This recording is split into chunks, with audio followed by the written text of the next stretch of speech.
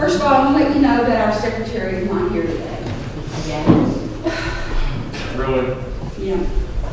Yeah. Did she send the board minutes so we can approve them? No. Does she have it?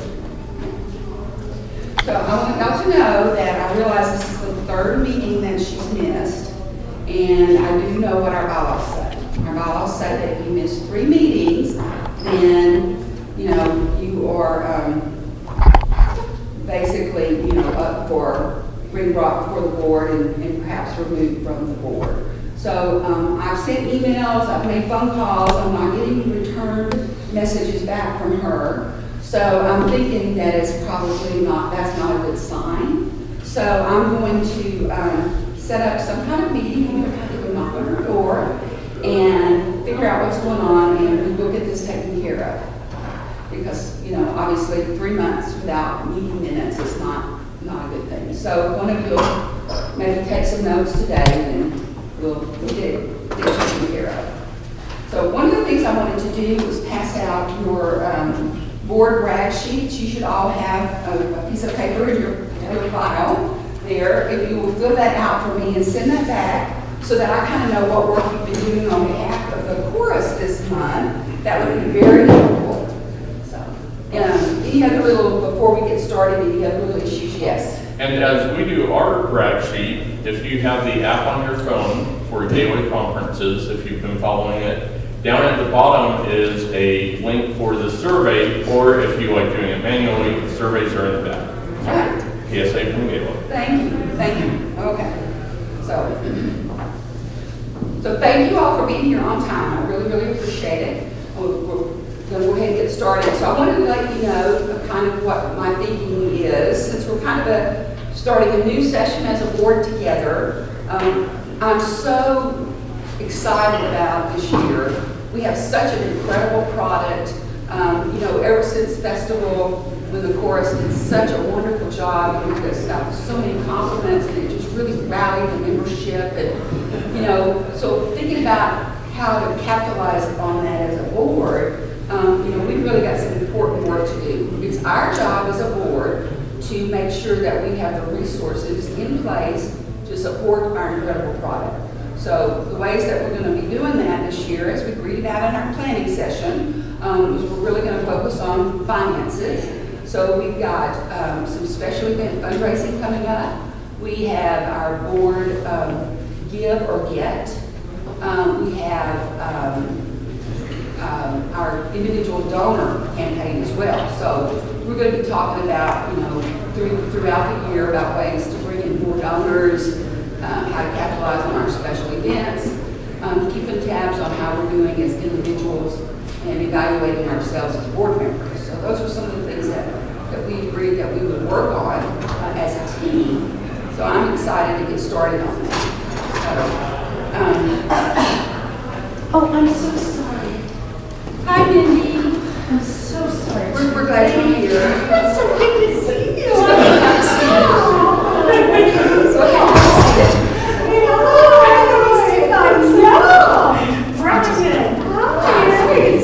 have a seat. We're already started. Okay? I apologize. No problem. I'm so sorry. We're glad you're here. Thank you. Glad you're here. Just to recap for you a little bit, I was just saying that the board's focus, as we talked about in our planning meeting, our annual planning meeting, is a lot about finances. So our special event fundraising, our donor development, and our individual board member give or get. A lot of the things that we're going to be focusing on. Okay?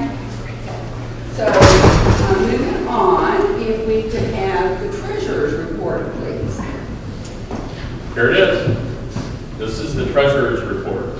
For those of you who do not have a copy, it will be posted up on the GALA website, under presentations. It will be up there.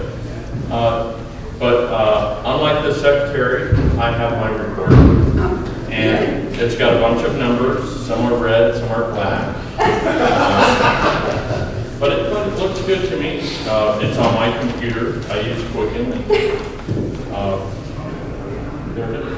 So do we have a copy on the Forest property computer too? Do you transfer so we can, you know, in case you get run over by us or something? I keep it I'm the treasurer, so I do it all. Okay, and that's good, we appreciate that, but you know, It's pretty. he's done a great job of the pictures in here, and it's lovely, it's really lovely. But let's go back to where the files are kept. You know, I realize for convenience you need it at home because, you know, we don't expect you to come up to the chorus office and do all this, but we really do need you to put a copy on the chorus computer because really and truly, if you got hit by a bus or something bad happened, we would have no way to access our finances. Well, I have an Apple, so I won't have a virus or anything. Okay, let me say It's in the cloud. Let me say a little bit different. Please put it on the chorus computer. Okay? We really need you to do that. And it's not that we don't trust you because you're fabulous, but we really need it. Sometimes things happen. Okay, now can you go over this maybe in a little bit more detail for us, please? Well, over on the left column is our fiscal year to date. I emailed it as, you know, when the minutes went out, I got the secretary of the board and emailed it out to everyone. So, but there's a copy. Oh, okay. Yeah, all I got was this one page that just had the Okay, agenda. did y'all, you guys, you know, We're sharing. Okay, but everybody did open, I hope you got your stuff and opened it up and looked at it before the board meeting, right? All I got was this. Okay. So let me just make a little announcement here. It's really important that you look at your chorus board material before the board meeting because what I'm doing right now just slows us down. So please you get this 3 days before the board meeting. That is one thing we're doing pretty good is getting the stuff out. But you guys, it doesn't do any good if you don't open it, okay?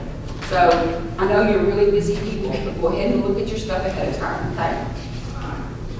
And we do have some 5-digit numbers in there this time, which are very good. So that's one. How are we doing though? I mean, are we on track with our budget? Well, you know, depending how with Quicken, depending how you finagle it, we can be. Okay, so is everyone turning in their expenses and all the receipts and everything to you? Are you getting that stuff? Is this, no? Okay. So I tell you what, let's meet, you have a meeting, and let's talk about what you need, because this really does not, this needs to be accurate, absolutely accurate. Well, it was like 2 months ago when I last did it. Okay. Okay. I mean, we've got checks in the checkbook, so we're good. Okay. Like I said, let's get together. Lots of checks. Money. Oh, and the debit card. You're right. The course president has one. Okay. You and I are going to meet, and we're going to go over all this and set up some like safeguards and some, you know, checks and balances and. We have checks. Okay, we're going to meet. Okay. Okay. All right, we'll meet. I'm sorry, I didn't understand the answer to that question. Are we on budget or not? Do we know? Well, yeah. Sure. Am I gonna get my reimbursement for last month that I submitted? I don't see it on here. Oh. I probably misplaced the receipt, so I can write you a check. I've got plenty of checks. Thank you very much for bringing that up. We certainly don't want our artistic director paying for stuff, you know, out of their pockets, you know, going on and on. So I'll let you know the results of our meeting, and we'll get that taken care of, okay? Thanks. Yeah. Okay. I do have a question about this, though. I noticed that we have decided as a board to have 2 contingency line items on here. One was for special projects that might come up, and the other was for savings. So one on the expense and one on the income side. And I noticed that they're not on here. What happened there? Oh, well, the one for savings is easy because savings, I have made the decision. I can save us, if you look on expense for music. Wait a minute, let me find it, just a minute. Okay. It's budgeted for $1,500, but I figured if we buy one set of music, then we Xerox it or put it on Scoresery or Nitro, then we don't have to make those copies. So I have saved us $1,500. Oh, Did you know about this? I didn't. I didn't. But I might have an idea. You know, I have a friend that's the choral director down at the high school, and for our next concert, I could ask that she just kind of slide me some props and some costumes, and then we can take out the line item about props and costumes, Yeah. because, you know, we can just take them from the high school. Exactly, right under. Okay. Let's talk about this for a minute. First of all, we can't be doing that with the music. Really, thank you very much for creative thinking, but that gets us into all kinds of copyright and licensing and legal issues if we're copying music that we haven't paid for. So that's not going to work. But it's pretty, it's a duplex, 3-hole punch, goes in their line. Right, and that's great, but we have to, you know, we're members of ASCAP and we're members of that other reporting agency, and we just, our job as a board is to keep the organization legal and safe, and honestly, that kind of puts us at risk.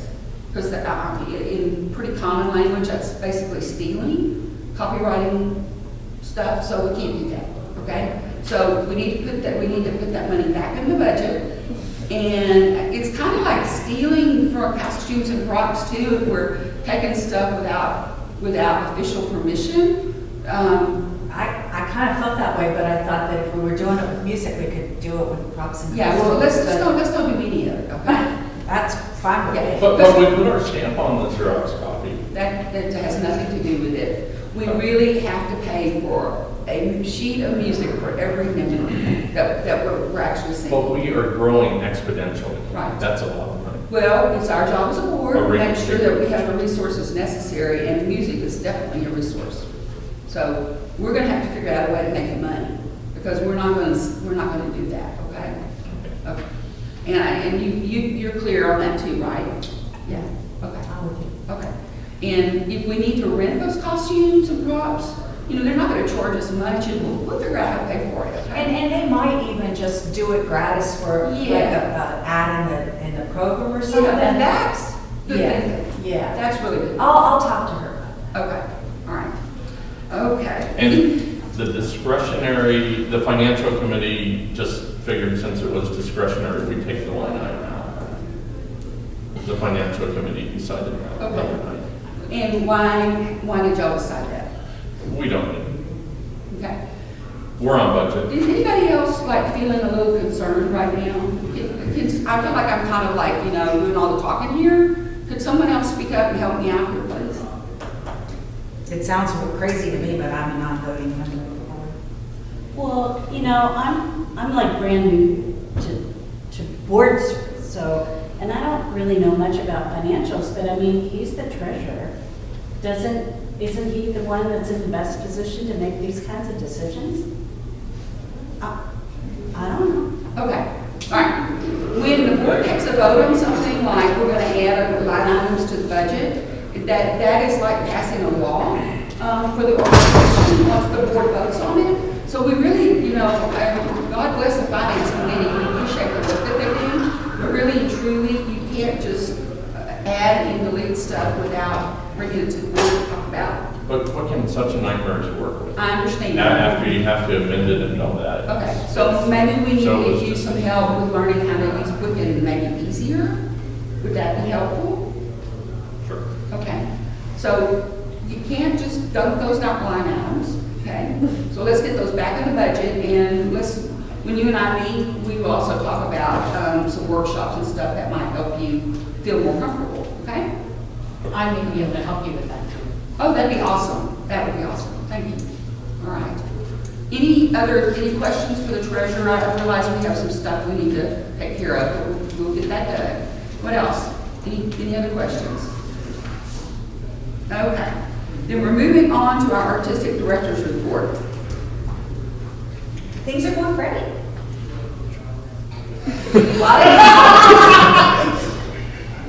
Lots of good music.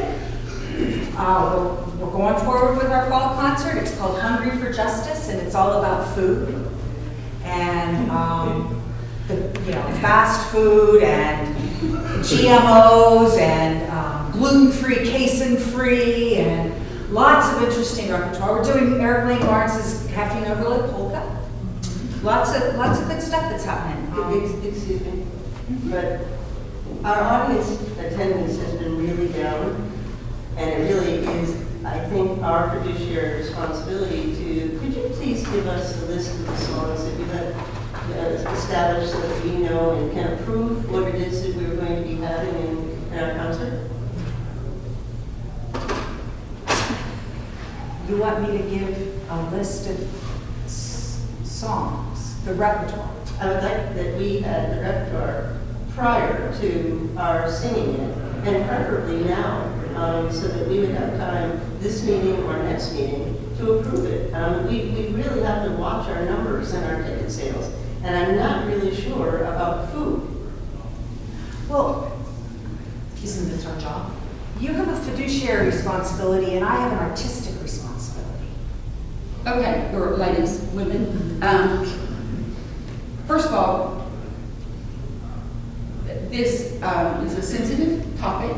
And Bev, I understand where you're coming from and your concern. And we probably do need to have some discussions with our artistic director. But I think we've kind of blindsided her here at the board table. And honestly, it's really not the board's responsibility to be dealing with that level of particulars with the artistic product in a board meeting. So I'm not being heard again.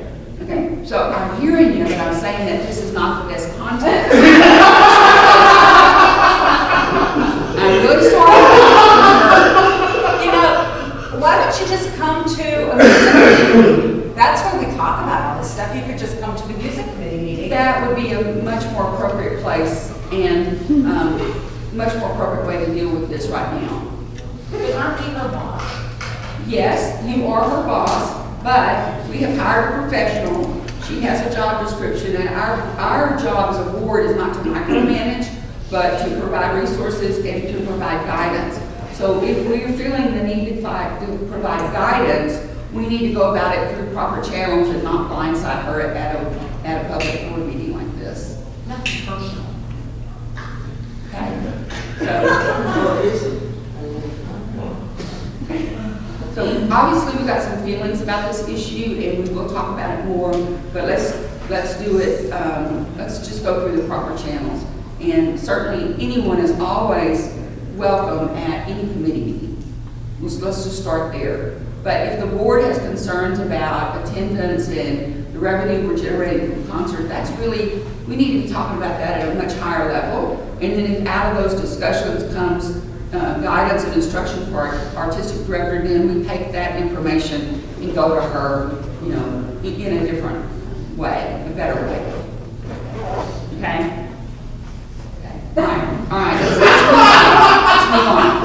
Anything else from the artistic director? No. We'll get this straightened out. We'll talk about it. Okay. Since we're kind of on the artistic director business, I wanted to let you know that one of the things that the board has been talking about is, even though the organization is 10 years old, this board is kind of new. We're really trying to do things, the right way. So we are going to be implementing staff evaluations.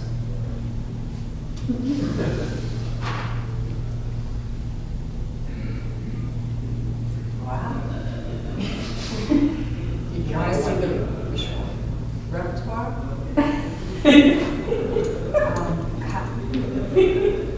How are you doing it? Well, How are you doing it? yeah, we haven't got all the details worked out yet. But we did want to let you know that we are going to be doing that. So, how about, like, an organizational evaluation? well, maybe we'll do that too. But we definitely need to evaluate our paid staff. So it looks like you're kind of upset about this.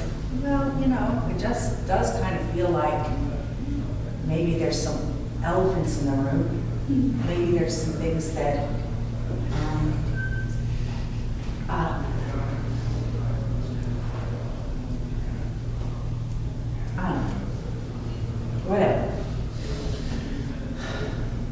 So you don't want to tell us how you're feeling right now?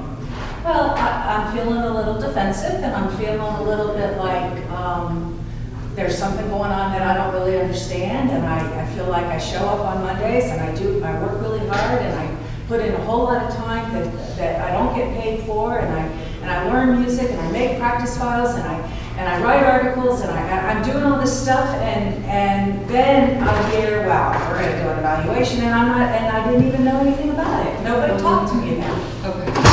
You know what? You're right. You know, I think I'm going to have to say I'm sorry because, you know, we were talking about not blindsiding you with the music stuff, and I think I've kind of blindsided you with the evaluation stuff. I mean, I'm all about self-evaluation. I'm all about knowing what people think about how the job that I'm doing. I want to do a good job, but that needs to go all the way around. You know, I think you're right. I think you're right. You know, I really am sorry. I think we've gone about this kind of in a backwards way. Really and truly, we should have let you know that we were thinking about this, and even we probably should have gotten your help in how to proceed with it. So I just want you to know I fully admit that I kind of jumped the gun on this one, and I'm sorry. So don't take it personally. It's not personal. And let's get together and talk about how we can do this so that, I mean, really, truly, you're the best person to have input on how to evaluate an artistic director. I have some ideas. I'd love for us to come to a shared understanding. That would be great. That would feel a lot better. And we can Google it. Yeah. Just Google Or, it. you know, I mean, I have lots of friends in the choral community, and I'm sure we can pull together something that would be really valuable for all of us. I think Googling is a great idea. What would it be under? How do you evaluate artistic director? Okay. I mean, you could probably, wait. I think let's just take it one step at a time. Guys, stay focused.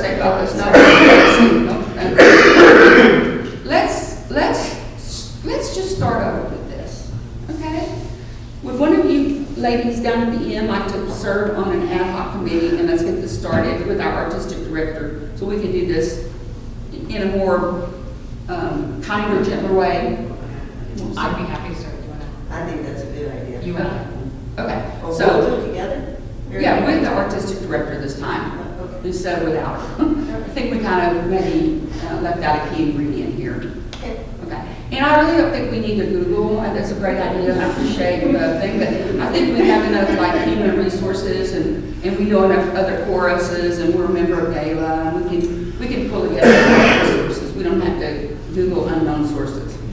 I Okay? don't know anything about music, but you know that, right? Right, but that's why we need her input on that piece of it, but you both do know about human relations and human resources in terms of what makes a good employee. That's the piece that the board knows. Yeah, so we can do that. Okay. All right. Okay. All right. So sorry about that, Amy. We'll do better. We don't want to, you know, like scare you there. Okay. Back to our treasurer for a report on the 990. I just need to go and sign off on it so I can put it in the mail and we're good. Can I ask a question? Sure. What's a 990? It's before 991. Yeah, you know I'm new. You know I don't know anything about any of this board stuff. Oh, it's nothing. I mean, you know, we've done it before. All you do is you put in a postcard and, you know, basically it talks about your organization activities, governance, and detailed financials, which, you know, I've provided in here with the red numbers and black numbers. So, Have we ever had to do this before? well, I don't know, you've been here longer than the rest of us. Have you, give them a little bit of background, please.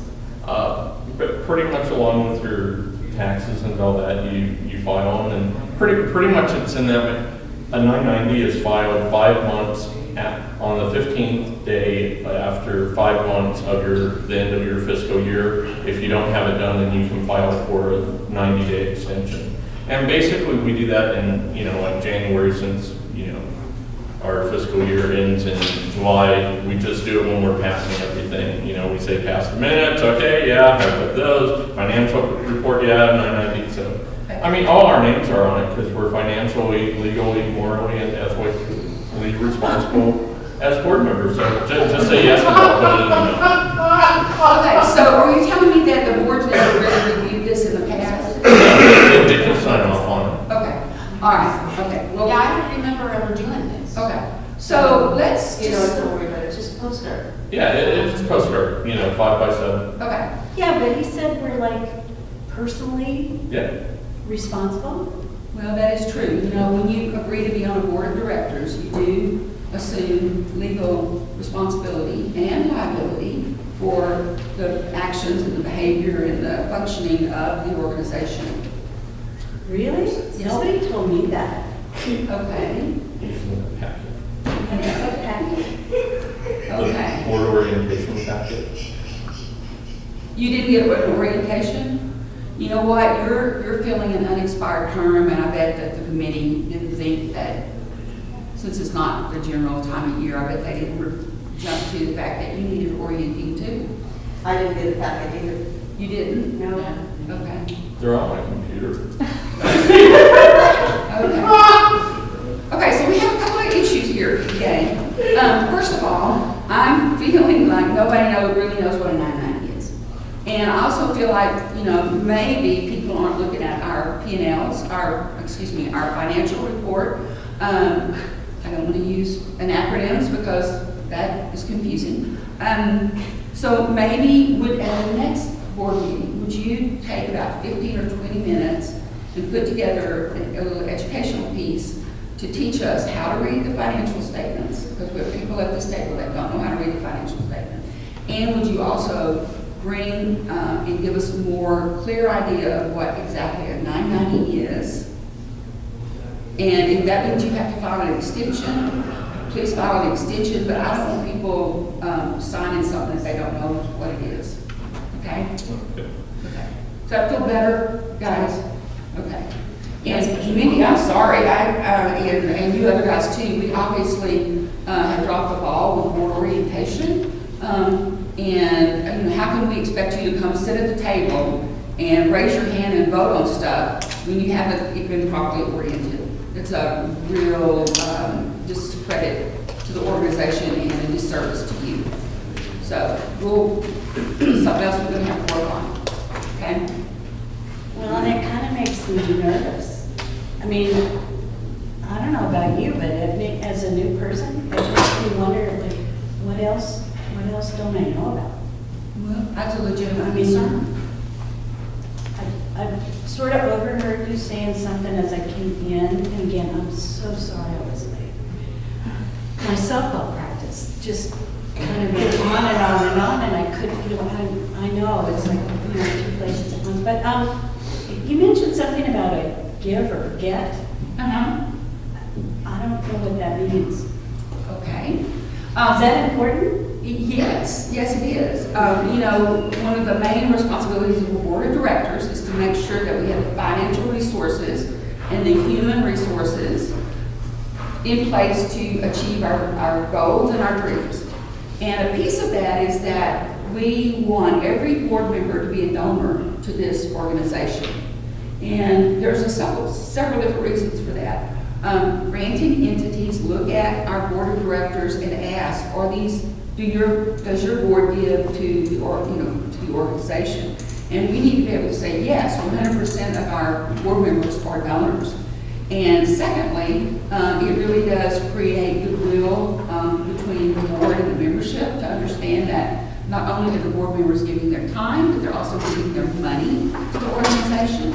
Wow. Nobody. Did they talk to you about giving money? I know about the give and get, it's one of the first things they told me. Oh, Yeah. okay. So I did get obviously, a packet though. Nobody said. I'll make a copy if it's not against the law. are you counting? No. Okay. You know what, though? I don't like asking people for money. You I don't- can't do that. I just can't. these people are my friends. How can I ask my friends for money? Okay. So, do you love the organization? Love it. Mm-hmm. That's fine. And you love being a singer? You're a singing board member? Mm-hmm. I am a singing board member. You know, some other choir people are okay. But yeah. Okay.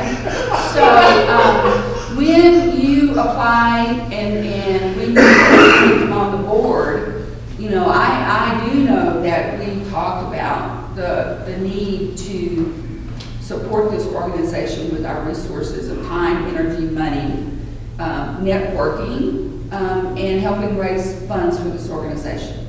So every member of this board has to do their share of fundraising. So we need you guys, and if you don't know how to do an ask, hey guys, hey. I'm sorry. Yeah, let's just I have focus. a quick emergency. No, well then, would you step out because we need to stay focused at the board meeting, please? She's gonna send me a lifelong Candy Crush. Okay, really? Okay, thank you. So, we are all fun developed people, we have to be. And if you're feeling uncomfortable about asking or knowing how to ask, we'll get you help in learning how to do that. It is not rocket surgery. Everybody can learn how to be a good fun development person. So I need you on board with this, and it means being uncomfortable. It means being a little uncomfortable to learn how to do it. But when you get your first few donations, it feels really good. It really does. It's very powerful. Okay? I'll try. I know, and we'll get you some help. Okay. Okay. So we are really officially on Form 990.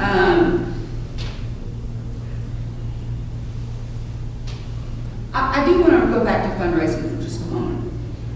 I do want to make sure that everybody understands that our database, our donor list, even some of the more sensitive things that we talk about at the board meeting really are confidential. And, our roster is confidential. We don't share our roster. It just feels like there's a lot of things that have slipped through the cracks that we need to work on. So I really want to bring this issue up. Well, I was going to go to the music committee and talk to them about how I felt about and get the singer's perspective on how it feels to be at a board meeting. As the artistic director, to be at a board meeting, I'm going to go and talk to them about that. Okay, and what do you hope to achieve by that? Well, I just want, I got to get some folks on my side.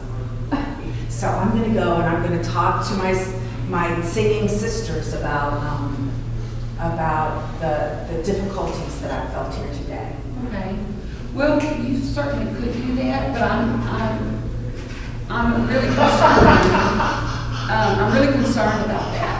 If we aren't able to trust each other as a team to address difficult issues, make mistakes, try to repair those mistakes, build trust and confidence amongst each other. If we're trying to do those things at this table, and that is hard work, guys. It's not easy because we're all human. We're all going to do things to make each other mad, piss each other off. We're all going to make mistakes. But if we're then going out of this boardroom and trying to kind of get people behind us or our view, I really worry about how able we're going to be able to function as a board. Well, I'll tell them not to tell anybody. There you go, they'll be confidential about it. Well, my experience has been that doesn't work at all. Because you know what? People love little juicy details. And instead of talking to your friends about it, I'd much rather see you pitch a hissy fit right here and now and let us know how you really feel and what's on your mind. But you guys are the ones that pay me. Yes, but we hired you as a professional and we respect your opinion. We want to provide support and guidance and nurturance. We don't really, honestly, I know it doesn't feel this way, but we really don't want to micromanage you. We want to have clear goals, artistically. They have to make sense, I appreciate that. I won't talk to anybody. I think we need to agree here that we need to be transparent about our business, but we also need to be supportive of one another and not be leaving this room and potentially stirring up crap out in the community.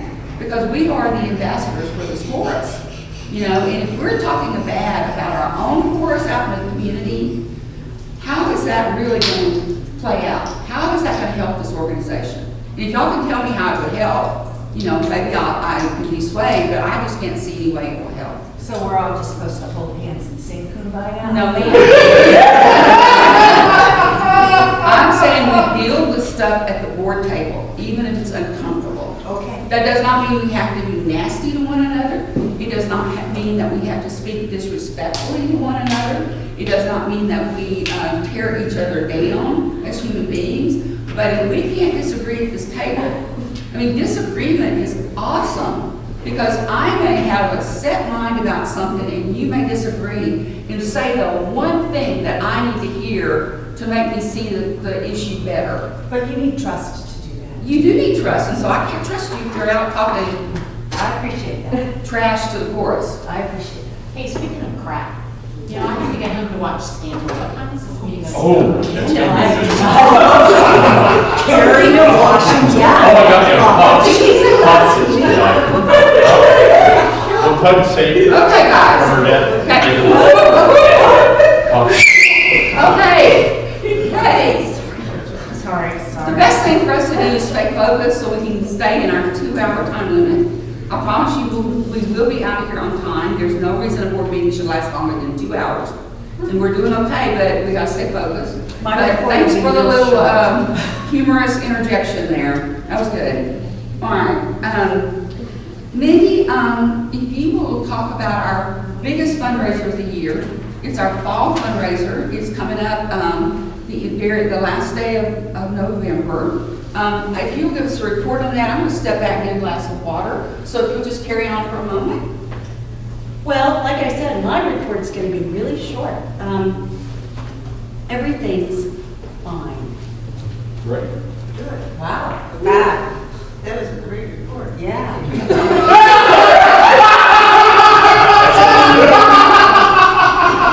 Everything's fine. Okay. I like her. Well, first of all, you have the toughest job on the board. Nobody wanted to be fundraising chair. Bless your heart, you came on in new and enthusiastic, and we so appreciate you being agreeable to take this fundraising chair. Because, you know, without money, we can't do what we want to do. But can you give us a little more detail, please? Like what do you want to know? Okay, today is what, the 10, 11, 12, something like that? 12. I haven't seen any postcards or collaterals. Can you give us a report on the collaterals? It's a collateral. It's what you put up to your loan bank. Okay, no, not that kind of collateral. Okay. Let me back up. First of all, collateral is like our postcards, our posters, our invitations. Oh, yeah. Okay. But, Well, you know, we've got the artwork done, and that's like really terrific, but we've had a problem nailing down the venue. we don't have a venue? No. Oh my goodness. So today's the 10th. Okay. So you can't print the collateral because you don't have a venue. Right. Okay. Yeah, but it's And the already postcards full. are- All we have to do is fill in the blank. Okay, and the postcards are supposed to go to the bulk mail tomorrow, Monday, because it's gonna take them at least 2 weeks. Yeah, you know, I turned this over to Sandy, and I really like Sandy. I followed. She's cute, yeah.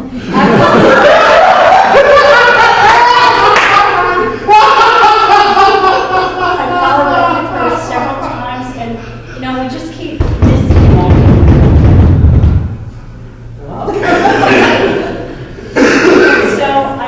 I just haven't heard, and so. Okay, you're scaring me. So, you're scaring me. So, we don't have a venue, you haven't been able to get a hold of Sandy. How have you tried to reach her? Tell me what's going on. Just tell us a little bit what's going on. Well, email and text, and I've left her a few voicemails. Okay. I mean, it's not like I haven't tried. Sure, and I appreciate that. So I'm going to share with you kind of one of my things, because I have had your role before, and it's a really tough role, to be fundraising chair. My rule of thumb is 3 strikes and you're out. Okay? So if I have someone in charge of something really important for the organization, and I don't know what's going on, and so I call and I say, hey, it's Eve, and I want to check up, and how are we doing on finding that venue? And they don't call me back. And then I send an email, and they don't respond. And then I pick up the phone and I call them again. If I don't get a response on that 3rd time, I know that I'm in deep doo-doo. Okay? So it sounds to me like that for some reason she's So we're bailed. in trouble here, huh? We're in trouble. We're in trouble. So this is our biggest fundraiser of the year, and if we don't make our $55,000 net, we will not be able to fund our Christmas concert. I mean, that's just how serious it is. Okay? So, okay, we just see the artistic director, you know, like having a connection here. Yeah. Okay. So I know you have. So okay. So here's the deal. Maybe it was a mistake. Okay, girls, ladies, women. First of all, I think we owe you an apology. Probably wasn't the kindest thing in the world to do, or the smartest thing to ask, even though you're so enthusiastic, and I know you've done fundraising, but you really don't know the organization yet. And you don't know who you can count on and who you can't. Maybe it wasn't in our best interest, in your best interest, to put you doing this by yourself the first time. So she asked me to help. And by the way, if I had known I was going to work with Sandy, it would have been a different story. Yeah, I bet. Anyway, I just can't do it. I'm with you, asking people for money, I just can't and won't do it. So I didn't think I would be much help to Mindy. So, and she did ask me to help, so I want you to know that she reached out. Okay. So we have some communication issues here too, because I didn't know that you'd gotten a no from another board member. And I didn't know that you guys down there were so uncomfortable with fundraising. So we obviously have got some work to do as a team. We got some issues here. It's not good, bad, right, or wrong that you're uncomfortable with fundraising. What the issue is that you're a responsible board member now, and we need to teach you how to do that. And you may never feel like going after that $1 million ask, and that's okay. There's so many different ways that you can contribute that are easier, and we kind of start you out slow and work you up. And you have the personality to be a stellar fund development person. You do. You're outgoing. You're personable. People like you. You love the chorus. But, you obviously don't have the confidence to do that or the desire right now. But we got to change the desire part. Because if you learn to love it just a little bit and we give you some tools, you could be an ace at this. And don't you work with all those big monkey mucks downtown? Mm-hmm. So you have a list of So reasons. what? I could go with you. Well, you see, the problem is that, yes, I have those connections and all that, Yeah. but then I burn bridges, I have personal needs. And so if I have to go and ask them for chorus stuff, then I can't ask them for other stuff. And so I'm really uncomfortable, asking and asking and asking and asking again. Well, One of the golf course, right? Yeah, You golf can't ask course them and for that. membership. I want it, yes. okay. But you really have to look at this as why you're here sitting in the chair that you're in. If we all have to be held to a higher level, a higher standard, and we all have to have a deeper, bigger commitment than anyone else in this organization. So we really need to talk about what that looks like and what it feels like and what it really means to have that deeper, more responsible commitment. If you're not comfortable selling this organization, if you're not comfortable promoting this organization, if you're not comfortable bringing your personal resources to this organization, then this might not be the right place for you. I don't mean that to sound like a threat or anything like that. It's just reality. We all have to step up to the plate and bring our personal resources and networking to this organization. That's what being a board member is a lot about. So I think, yeah, we may need to talk. And that's okay. That's really okay. Hopefully I can persuade you and educate you so that you will feel comfortable. But back to Mindy for just a second. I think we need to get you a co-chair. And the other thing we're talking about commitments and money and resources. You guys, if we don't pull this fundraiser off, we're in deep trouble, okay? So I am gonna ask you all right now and make a statement and then make an ask. The statement is, we are responsible to make this fundraiser go. It's our job. We've got to be selling tickets, finding auction items, helping Mindy however she needs to do. We need to be pulling together as a team to make this work. Everybody's got to be on board 100% if we're going to make this happen so that we can put on our Christmas show. So the ask is, I'm asking you to put your personal fears aside, to trust in the team, and to commit to helping this woman 100%. We've got basically 6 weeks to pull off the biggest fundraiser of the year. And I need to know now if you're on board or not on board. So is there anyone that can make an effort and do your level best to give 100%? We have your back. Yeah. Okay. Yay team, yay team. Mindy, we're gonna get you some help, okay? And again, my apologies for putting you in a position that you weren't able to succeed in easily. Well, I should have probably spoken next. Yeah, that would have been nice. Yeah. So, okay, we're gonna handle it, okay? All right? Any other business? Because we're right about time to adjourn. Okay. Thank you guys. What a great team you are. We got issues and we can work through them. I'm so proud of all of you. Thank you so much. Good meeting. How'd we do?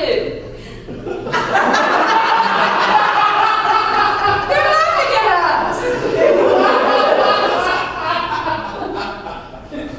Do we have issues?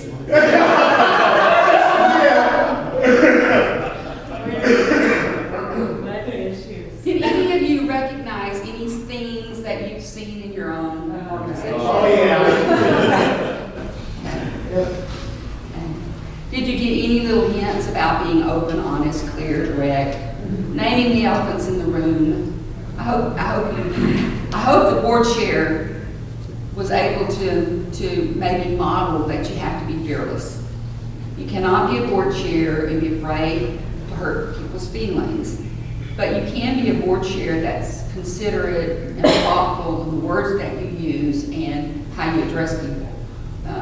So you can really deal with difficult issues in an open way, and hopefully, you're going to piss some people off, and that's okay.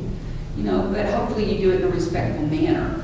The board chair job should be the easiest job on board. It really should be the easiest job. You should have your team lined up. You should understand your calendar. You should know when all the deliverables are deliverable, and you should understand all the event cycles. You should understand the personalities on your team. And if you really build a team, then you can be a little bit confrontational and not lose them.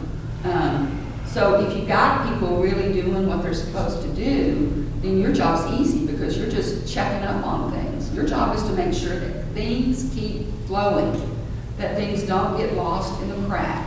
And that is a big enough job. The board chair's job is not to be the fund development person. It's not to be the treasurer. It's not to be the one that's stepping and fetching. That's not the board chair's job. Your job is to make sure that the work gets done, the people on your team have the resources and the knowledge and the education and the support that they need to get the job done. And it's very rewarding when you have a team that's functioning at a high level, and even when there are issues, you know that you can get through and you can get them done. I feel like this board probably would turn out a decent fundraiser. We might not make our goal exactly because we're behind the 8 ball now, but the board chair was able to get everybody to at least agree to give 100% to make it happen. So I think sometimes boards don't talk about the real hard stuff at the board meeting. Sometimes? I think it's, the hard stuff gets discussed in the parking lot and on the telephone and by text and email. Yeah, not in the boardroom. So the board meetings need to happen here. Talk about the treasurer's role. I've been in many choruses, and hopefully, since this is being videotaped, I will not be sued by the treasurers who I do tickets. If so, I'll go to the GALA website for tools on how to withstand the litigious event. Pretty much the treasurer, he holds the keys because it's about finances. You need to know, the AD needs to know, for programming and outreach. The whole chorus likes to know. So the treasurer is one of the key members that you have to feel comfortable with. And like you said, don't be afraid to have those harsh discussions, because I know we've got them coming up. They're great people, they're wonderful, they're volunteering, and that's super, but you need to have someone that knows what they're doing that can help move the organization forward. And that's basically, and the 990, while we joked about it up here, basically the board, if you sit on a board, you are financially and legally liable for what the organization does. And that's, part of the 990, part of it is governance. And if your name's on there, they've got you dead to rights. So. Absolutely. And every board member must understand how to read their financial paperwork. If they don't know how to read it, then they increase their liability tremendously, because they cannot honestly say that they are fully aware of the financial situation in the organization. So it's imperative that every board member know how to read their financial paperwork, and that it be presented at least monthly. It really concerns me when I visit out into the community choruses, and there are groups and organizations that don't do their profit and loss P&Ls on a monthly basis. Some of them haven't seen them in 4, 5, 6 months. How can you as a board member be responsible and know what's going on with your organization if you don't even know what the bank balance is, much less where the money went or how it was spent? So please understand that it's your job and your responsibility. And if you have a treasurer unable or incapable of producing the paperwork that you need every month, then you really need to relook at your treasurer situation. Because that's totally unacceptable. And it's one of the things that gets boards into more trouble than anything else, is not understanding where the organization is financially, not taking responsibility for that. And IRS rules require that the board review the 990 before it's filed. So if your board is not practicing that, you're in violation of IRS rules. So it's a very important component. So before that 990 gets filed, as a board member, you should be asking, but it's required. So it's more than simply an ask. But in case you're not aware of that, that's the IRS rule. Can I ask a question? Sure, I pulled please. it out of the conversation. The 990s have to be filed by the 5th month after your fiscal year. After the fiscal year closes, and if not, then you can ask for a 90-day extension. So if your calendar year end is your end of your fiscal year, then your 990 is due May 15th. So our calendar year ends in June. June. July, August, September. Let's get this on. So it would be November 15th. November 15th. And then you can ask for a 90-day extension past that. But your accountants aren't going to want to extend until February 15th. Yeah. And not give you a discount on your fees. So how did you feel about the fundraising situation? Did that ring any bells for anybody? Yeah. It's the board's job to make sure that you understand, each member understands where any fundraiser is. And too often we accept excuses at the board meeting. Oh, well, we haven't met this month, or gosh, so-and-so hasn't gotten back to me yet, you know, those kinds of issues. I'm telling you, it's totally unacceptable. It's every member's responsibility to maintain the fiscal health of the organization. Everybody may not officially be on the Fund Development Committee, but I'm telling you, you're all on the Fund Development Committee, you know, by default, just because you're a board member. It seems to be the thing that people are most scared of. It's skills. It's not many. There are a few natural-born fundraisers in the world, but most people learn the skill and they practice it, and through the practicing and making mistakes and having successes, then they get over the fear and they become better and better and better. So don't let your fundraisers get out of hand. Be very careful with your donor information. Respect the confidentiality and make sure that you have plans in place to thank your donors appropriately. I use a term, thank before you bank. Back when I was in the ED, you know, before a check, you know, I'd have my checks to deposit, and out of a little stack, there might be 50 thank you notes that need to be written. Well, those went out the day that I took the money to the bank. Thank before you bank. And if you do that, you never get in trouble with your donors. Too many choruses, you know, have donors call up at the end of the year. I never got a single thank you. You know, I don't remember how much I gave. I don't remember when I gave it. I didn't get a thank you. I didn't get a thank you. I didn't get a thank you. No, don't let it happen. Stay on top of that. Any questions from you guys about board functioning, concerns, issues, anything you'd like to discuss or bring up? We've got a great group of people who are really good board members up here that are willing to talk about whatever you'd like to talk about. Yes, sir. In some cases, there's always the way to deal with problems in a fair and way that is good enough, but still respectful. But there are some situations in which you have hard time finding board members, you know, for a small party, for example, stuff like that.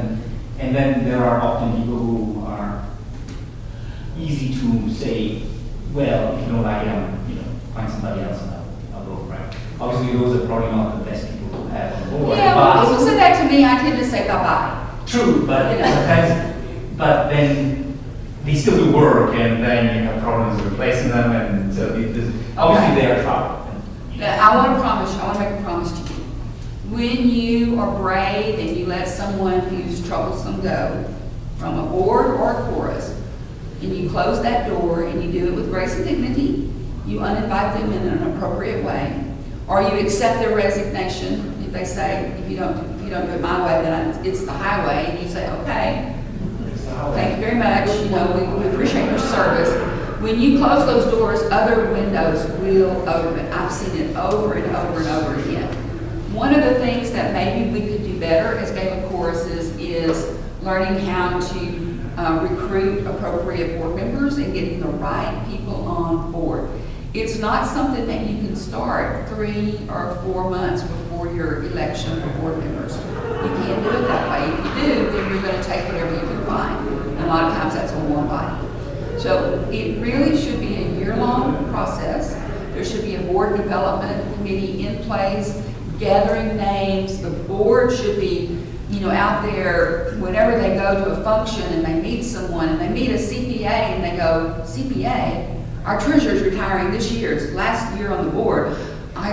We need to get him involved in the organization. That's how board members should be thinking. And you invite that person to a chorus event, a concert, a rehearsal, a fundraiser, whatever's coming up next, and you begin to introduce that person to the organization. You give that contact name to your board development committee, and they start wooing and courting this person. It's like a dating relationship. You want to put your best foot forward and make this person like you very much so that they want to date you and maybe even move in with you and serve with you on the board. So it really is a courtship process, and it is something that takes time, energy, thoughtfulness, and a process. A lot of our groups do still do that 3 or 4 months before an election. They start telling people, the chorus, okay, board elections are coming up. Think about who you know, or think about whether you want to run. And God forbid if you have this situation where you're there and you say, who wants to run for the board? And people just raise their hand. You know, you need to know what skills you need on your board. If you do an assessment of this board, obviously we are lacking fund development skills, and obviously we are lacking some financial understanding. So in my little mind, I would be thinking, okay, we need some board members with financial experience and people who know how to raise money. That would be two things I would come away from this meeting thinking. And I would be looking for those kinds of people. Not just anybody, but people with those skill sets. See the difference? I could be looking for somebody, or I could be looking for somebody that's going to be a good fit for the board. So you have to assess what skills you have on your board, decide what you need or want, and then go after those people. If you know you need a CPA and you're working on diversity, then you can maybe focus on a CPA of color. But if you're just looking for board members, people to sit on the board, you know, you're just going to kind of take whatever you get. In my experience, when you're recruiting board members, what I've found is that if you make the process rigorous enough, it becomes an attractive place to be, because then people who are on the board feel chosen, as opposed to dragged onto against their will, or because they're not necessarily, you know, terribly interested, but you need it in another body. So if you make it attractive, if you make it seem like it's something, A, that's fun, and B, is that you're, sorry, competitive. Good word. I find that that's been very successful on boards where I've sat. So you can, and that's part of that year-long process too, you know, where you're wooing and courting. I mean, that makes people feel better, in my experience. Anybody have any experiences with board recruiting that they think work? Yes. A couple of years ago, we redid our bylaws and we created the position of board development director. And it took us 2 years to find someone to fill that, and it's actually a former board president. And so what we're doing now is our elections are every year, but there's certain officers that are even, certain odd. And so what he's doing is he's taking our documents, our board descriptions, and meeting with the current office holders and saying, this is what it says you do. Is this what you do? And if not, we need to change either the documents or what you're doing, and also at the same time work with them to develop the skill sets that they need for that job. You know, if you're not an outgoing, friendly person, you shouldn't be a membership chair. If you're not that same kind of person, you shouldn't be doing fundraising. The same thing with the accounting. And we had that situations in the past where we haven't had a board member in place, so someone would do it, thinking they're helping the organization out, and they're really setting themselves and us up for failure. And they have good intentions going in. And so, you know, and I've had to ask board members to step down because of that. And it's not a comfortable thing to do. It's a hard thing to do, knowing their intentions were good. So hopefully with this process, the board development chair being in place, that won't be an issue. And he's starting now working on those offices that'll come up for election next year. And that's what you want. You want to be a year out. Just like you wouldn't dream of, hopefully, you wouldn't dream of putting together throwing a program together at the last minute. You want to know what your artistic director's plans are at least a year out, preferably 2. And it's the same thing with fulfilling your board. It's one of the most important roles of a board is to perpetuate itself properly. That and fund development, for me, are the 2 key things. And people forget that you got to have the right people on board. You cannot get where you want to go if you do not have the correct people on to drive. If they don't know how to drive a bus, and you put them in charge of driving the bus, you're going to have chaos and wrecks every time you turn around. So make sure that you've got the right people driving the bus. They need to have the right license. I have a question. Yes.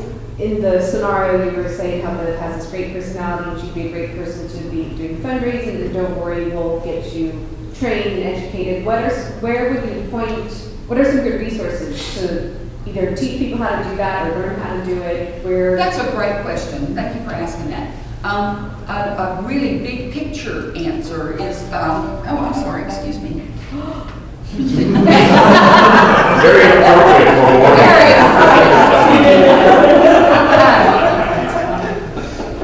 a very big picture answer is boardsource.org.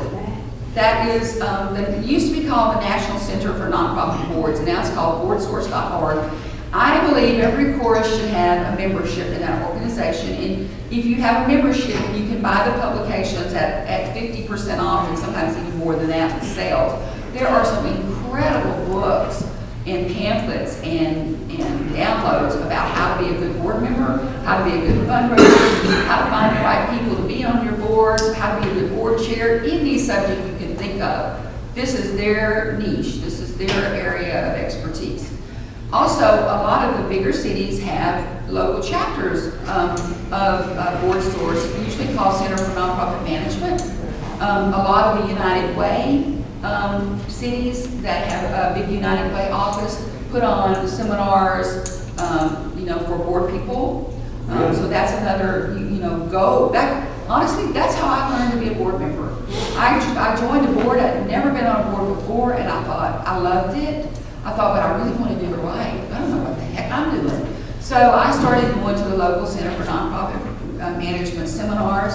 I bought books off of boardsource.org. I read. I started, attending anything and everything that I could, and then just, trying to practice what I was learning. And I got pretty good at it.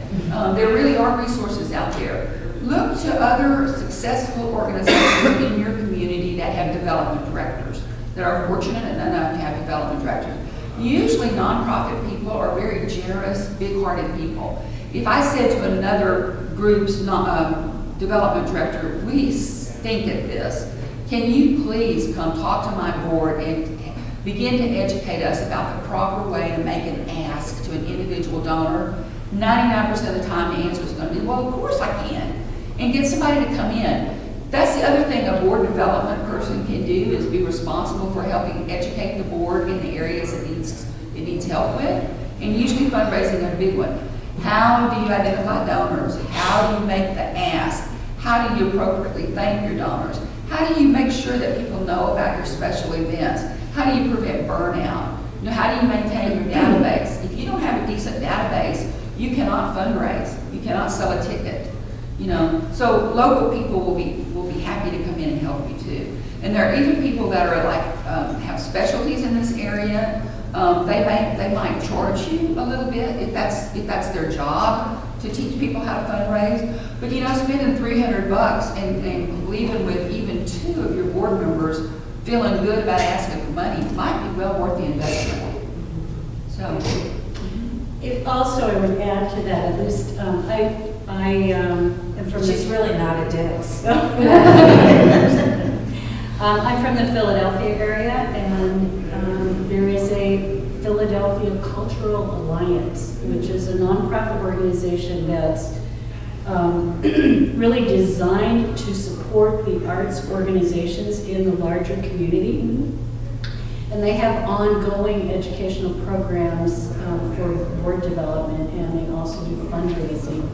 And one of the components of their program is I forget exactly what the title of it is, but they partner up people from the business community who are looking for short-term assignments working with arts organizations.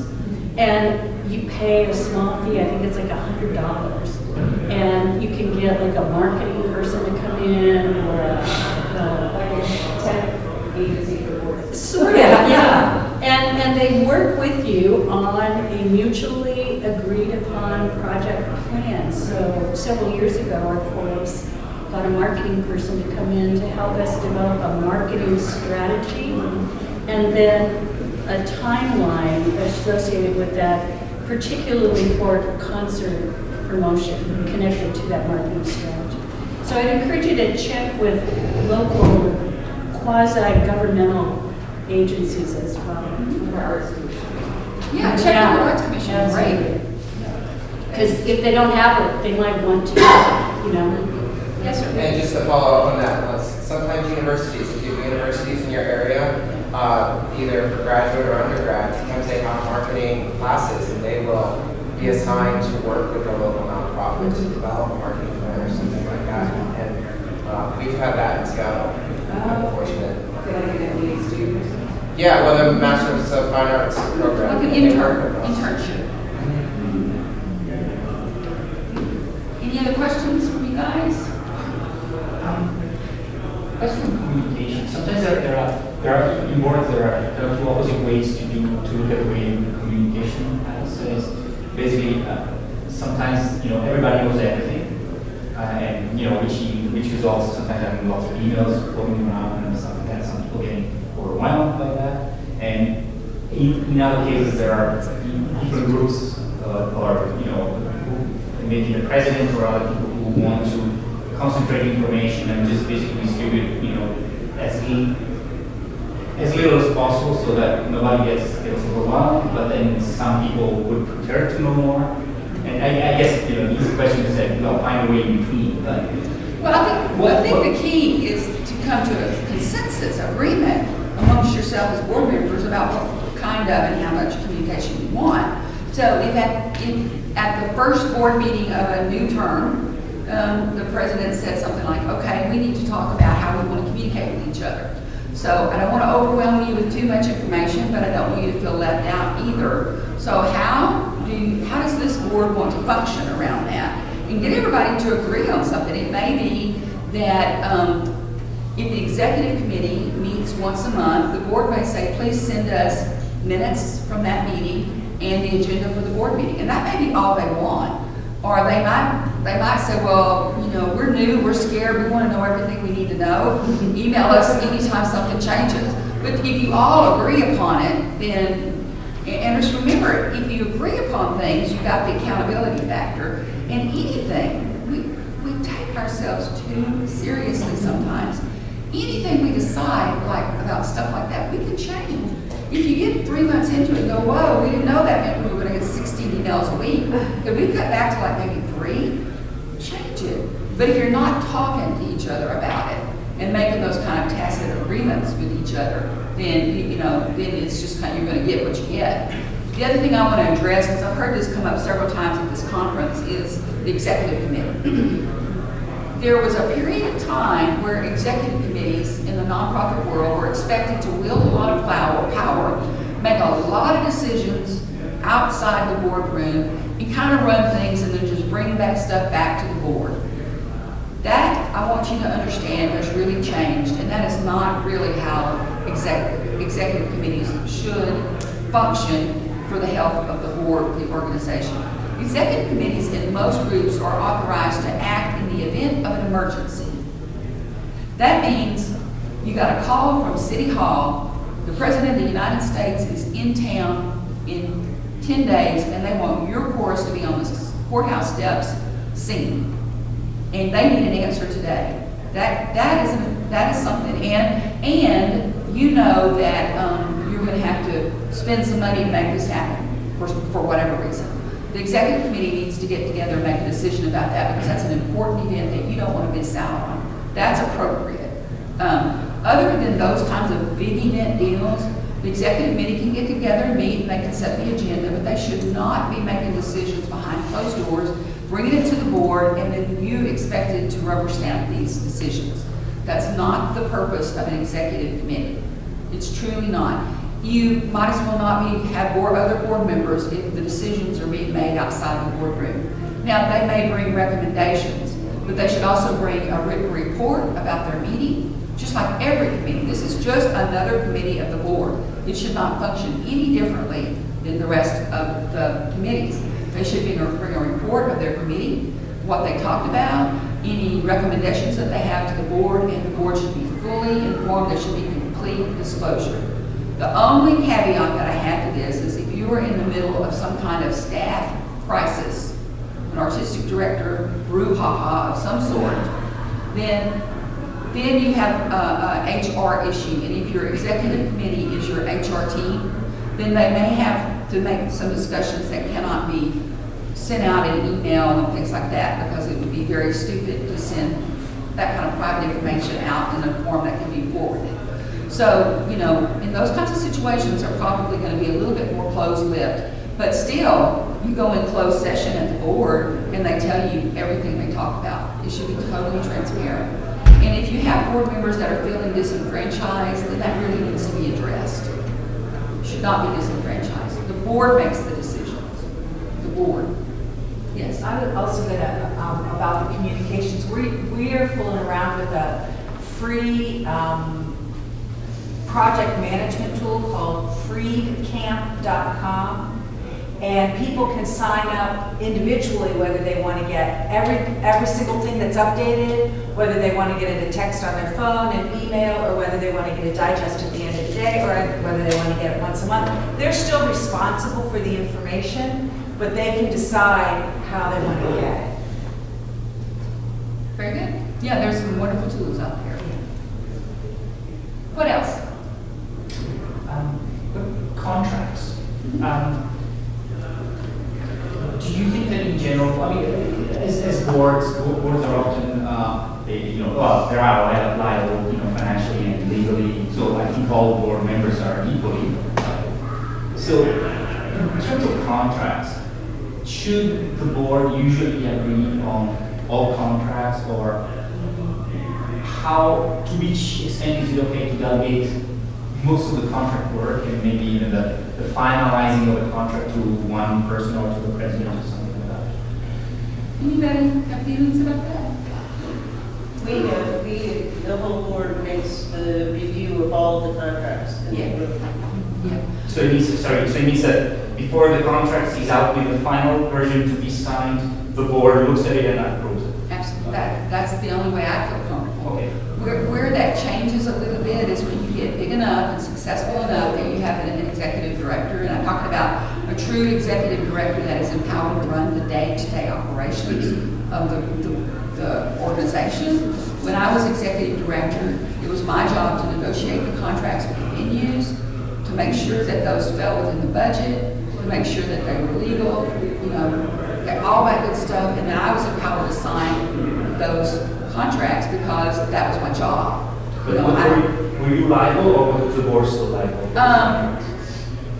The board is liable for everything, but the board can delegate some of the responsibilities by hiring appropriate people. Just like you delegate the responsibility for program planning, maintaining the production aspect of the contract of the organization to the artistic director. When you have an executive director, and I'm not talking about an office manager, I'm talking about a true executive director, then you delegate those responsibilities to that responsible person, and you manage them through their job description, the budget, and their annual review. Okay?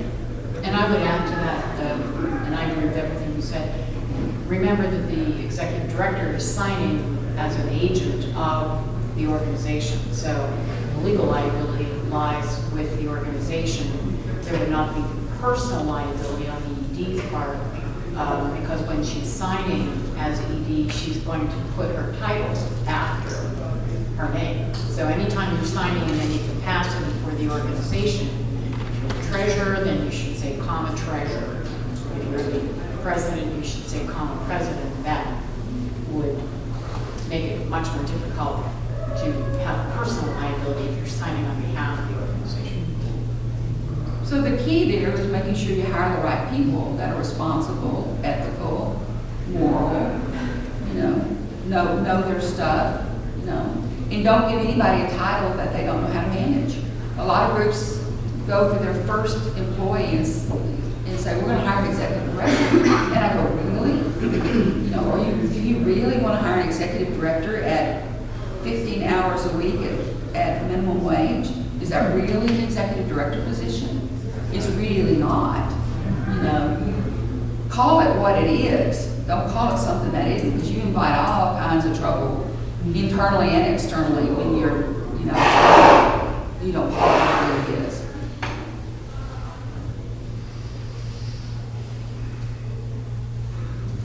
Anything else? Well, thank you for laughing at our jokes.